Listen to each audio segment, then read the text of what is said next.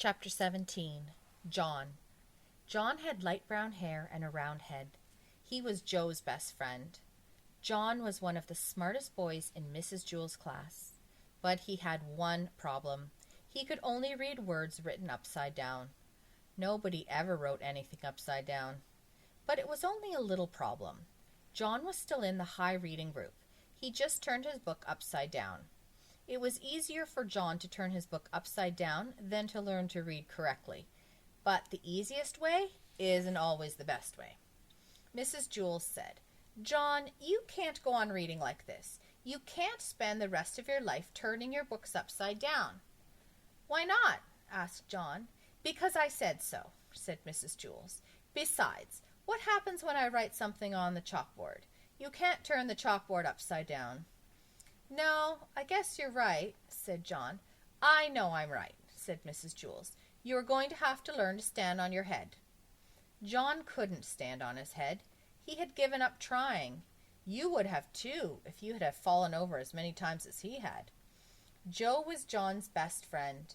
He could stand on John's head. Every time John fell over, Joe stood on his head. After all, what are friends for? "My head is too round, Mrs. Jewell. I can't stand on it," said John. "Of course you can, John," said Mrs. Jewell.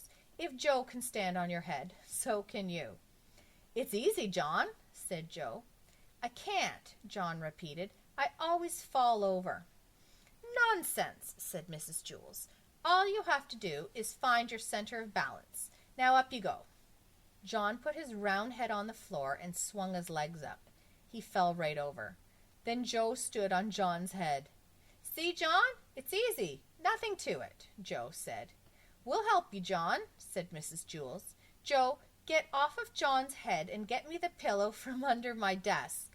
Nancy, Calvin, come here and give us a hand." Mrs. Jewell took the pillow from Joe and set it on the floor. "All right, John, we'll surround you," she said. "We won't let you fall."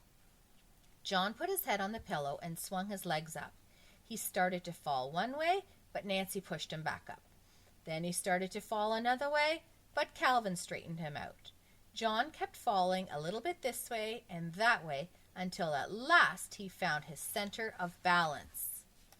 "Hey, look at me! Look at me!" said John. "I'm up! I'm really up!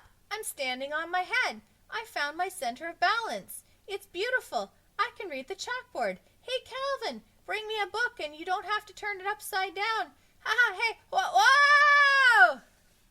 Bam! While Calvin went to get the book, John fell flat on his face. "You'd better stay off my head, Joe," he warned.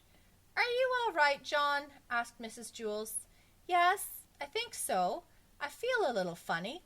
Hey, I can still read the chalkboard, and I'm not upside down. I can read right side up now.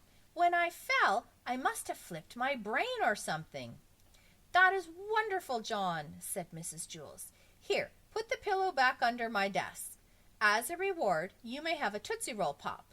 They are in the coffee can on top of my desk." John placed the pillow on top of her desk. Then he looked under the desk, but he couldn't find the Tootsie Roll Pops anywhere.